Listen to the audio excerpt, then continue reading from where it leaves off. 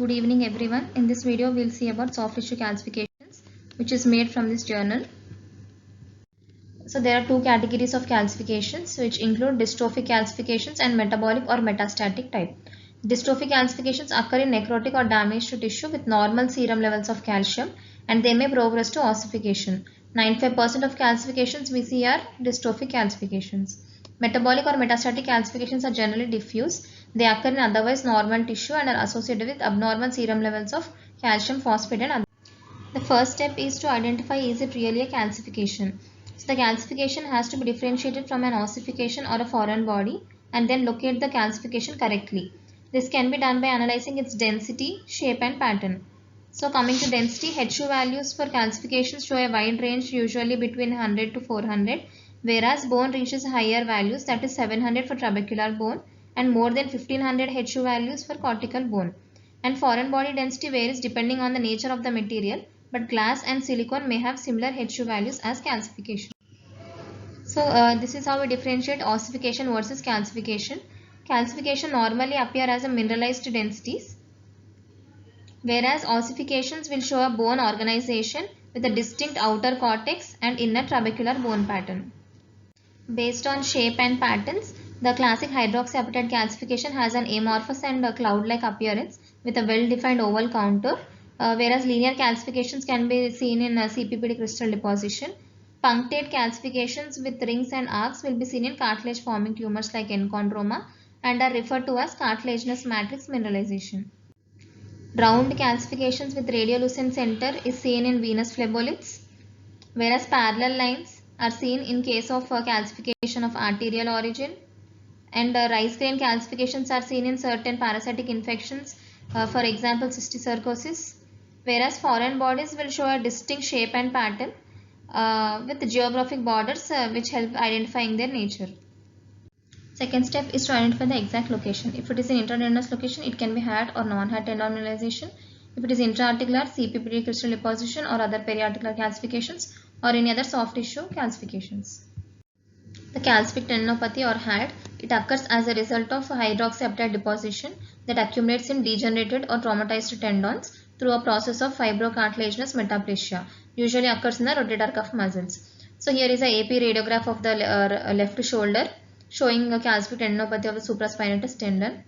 Here in another patient, there is a migration of calcification into the subdeltoid and subacromion bursa. Calcific tendinopathy is seen most frequently at the shoulder, especially in supraspinatus tendon, followed by wrist, hip and the elbow. So here is a frontal radiograph, coronal CT image and coronal FATSAT T2 weighted image showing supraspinatus amorphous calcification with intraosseous extension. Calcific tendinitis of the longus colli muscle falls within the spectrum of HAD, which mimics the retropharyngeal abscess. In non-HAD tendon mineralization, one must differentiate calcific tendinopathy from degenerative enthesopathy, which is seen at the insertion of the tendon to the bone, that is enthesis, which appear more often with aging and do not show resolution. They are oriented along the direction of pull and develop in response to repetitive mechanical stress. So here is a lateral radiograph of the knee showing ossified enthesophyte at the insertion of quadriceps tendon on the patella. Ossification of enthesis is also a feature of seronegative arthritis such as psoriasis, ankylosing spondylitis or reactive arthritis, as well as diffuse idiopathic skeletal hyperostosis or DISH. So here is a sagittal CT image showing the ossification of the anterior longitudinal ligament in DISH. CPPD crystal deposition, also known as pseudogout or chondrocalcinosis, is defined as by the co-occurrence of arthritis with evidence of CPPD deposition within the articular cartilage. Due to increase in intra-articular concentration of inorganic pyrophosphates, due to abnormality of the local metabolism of synovial fluid and the articular cartilage.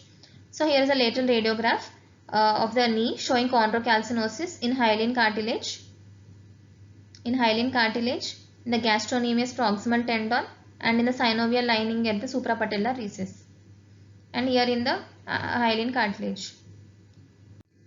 Calcifications involving the transverse ligament around the odontoid process are seen in Crown-Dent syndrome.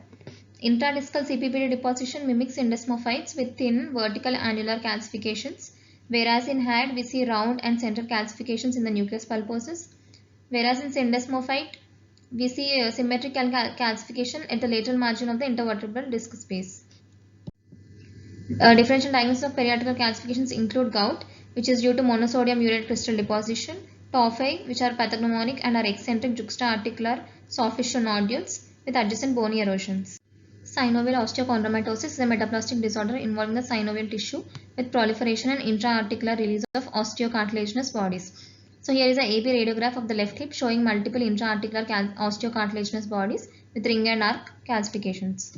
Other calcifications include tumoral calcinosis, which is a hereditary disorder caused by metabolic dysfunction of phosphate regulation associated with massive periarticular calcinosis, most frequently seen in chronic renal failure with renal osteodystrophy and collagen vascular diseases.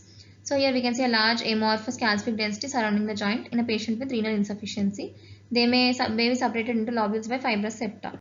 Calcinosis cutis circumscripta is a condition involving calcium deposition localized to skin and subcutaneous tissues, seen in progressive systemic sclerosis or scleroderma. Calcinosis cutis universalis is diffuse involvement of skin, subcutaneous tissues, muscles and tendons, seen in dermatomyositis and polymyositis with sheet-like muscle involvement. So here is a AP radiograph of the hand showing tumoral calcinosis in the soft tissue, seen in a case of systemic sclerosis, with this is calcinosis cutis universalis involving the skin, subcutaneous tissue, muscles and tendons. Here is a sheet-like muscular calcification seen in case of dermatomyositis.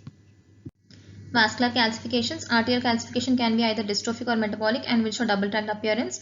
Here is a chronic renal failure patient showing metabolic calcifications which are thin and found in the media. In atherosclerosis, dystrophic calcifications will involve the intima. In venous calcifications, phleboliths are seen, which occur as a result of stagnant blood flow due to thrombosis. In infections like cysticercosis, we see multiple rice gland calcifications.